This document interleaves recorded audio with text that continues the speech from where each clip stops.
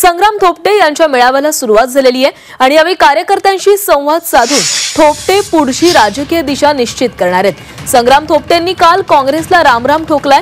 त्यांनी काँग्रेसच्या सदस्यत्वाचा राजीनामा दिलेला आहे आणि लवकरच ते भाजपमध्ये प्रवेश करणार आहेत। त्यामुळे आता आजच्या मेळाव्यात थोपटे काय निर्णय घेणार याकडे साऱ्यांचंच लक्ष असणार आहे।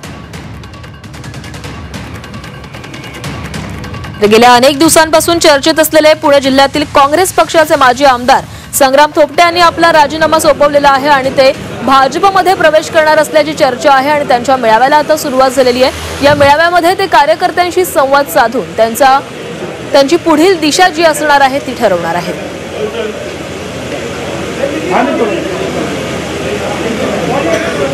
तर संग्राम थोपटे यांनी ईमेलद्वारे आपला राजीनामा सुपूर्द केलेला होता आणि त्यानंतर भोरमधील सगळ्या काँग्रेस कार्यकर्त्यांना थोपटे यांनी निमंत्रण दिलेलं आहे आणि आता हे सगळेच कार्यकर्ते या मेळाव्याला उपस्थित आहेत आणि या कार्यकर्त्यांशी संवाद साधून संग्राम थोपटे नेमका काय निर्णय घेतात हे पाहायला लागणार आहे। या संदर्भात अधिकची माहिती घेणार आहोत आमचे प्रतिनिधी निलेश खरमरे आपल्या सोबत आहेत। निलेश, संग्राम थोपटे यांचा हा मेळावा सुरू झालेला आहे, ते भाजपमध्ये प्रवेश करतील अशी चर्चा आहे, काय वाटतंय?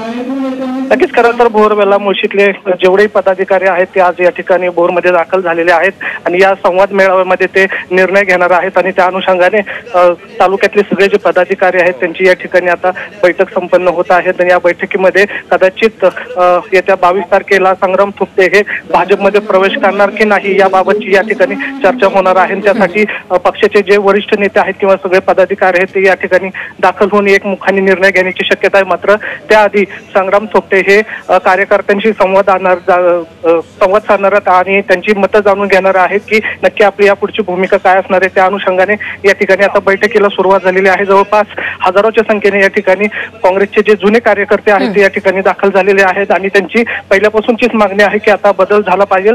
त्या धर्तीवरच या ठिकाणी आता घोषणाबाजी पण आपल्याला ऐकू येत आहे। खरं तर काँग्रेसमध्ये असताना काँग्रेस कार्यकर्ते जे आहेत ते कदाचित भाजपची भाषा बोलत नव्हते, पण मात्र या ठिकाणी आता जय श्रीरामचे नारे देऊन या ठिकाणी संग्राम थोपटे यांचं स्वागत सुद्धा कार्यकर्त्यांनी आपल्याला केलेलं पाहायला मिळतंय। त्यामुळे आता या बैठकीमध्ये काय निर्णय होतो तो महत्त्वाचा असणार आहे। पुढील काही तासांमध्ये हा निर्णय जो आहे तो येण्याची शक्यता आहे आणि संग्राम थोपटे जे आहेत ती आज जी भूमिका आहे ती स्पष्ट करणार आहेत।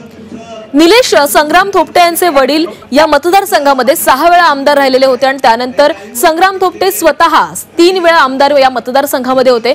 त्यामुळे संग्राम थोपटेंच्या या राजीनाम्यानंतर या संपूर्ण राजकीय बदलावानंतर काय परिणाम घडताना दिसू शकतोय?